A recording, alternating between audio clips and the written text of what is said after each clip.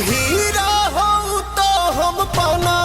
Power star Pawan Singh के असली power का होखेला, असली दम का होखेला, ये अपन गाना से पूरा भोजपुरी इंडस्ट्री के बता दिला। इनकर एगो जबरदस्त खतरनाक टाइप के गाना आइल बा, जौन गाना सोशल मीडिया पर बहुत तेजी से वायरल होता। और तू गाना नहीं सुन भाई तो एक बार गाना सुनियो, काहे कि गाना ग्लोबल म्यूजिक जंक्शन से आइल बा, जौन गाना का नाम है काला ओढ़नी। काला ओढ़नी के मोरनी दीवा।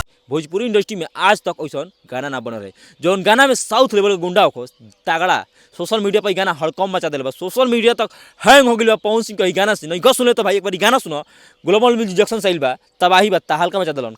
काला ओढ़नी लाजवाब गाना बा।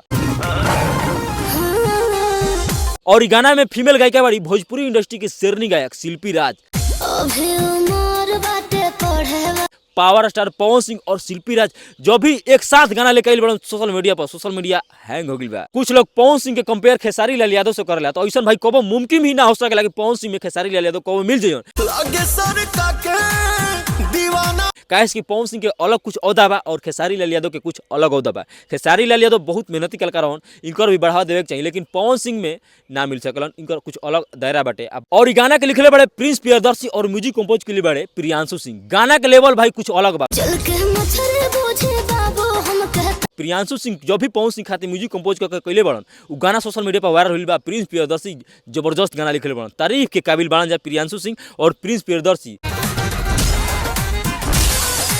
और ई गाना में फीचरिंग कैले बड़ी क्वीन सालनी, अपन आधा और एक्सप्रेशन से पूरा बिहारवासी के दीवाना बना दिल बड़ी। पवन सिंह के साथ भाई जे भी नजर आई उ हाईलाइटर रही, काहे कि पवन सिंह में कुछ बातें बा, काहे कि भोजपुरी इंडस्ट्री के बादशाह हन पवन सिंह। इनकर सामने सब फेल, सब कोई ये गाना फेल हो जाला भाई, केहू के भी गाना ना चलेला। सब कलाकार मनावेलन कि पवन सिंह के गाना मत आओ, जल्दी पवन सिंह के गाना मत आओ, लेकिन पवन सिंह बेहतरीन बेस्ट एकदम कोरियोग्राफर बा। हेलीकॉप्टर से पावर स्टार पवन सिंह उतरतलन काला ओढ़नी में। गाना एक बार सुनिए भाई।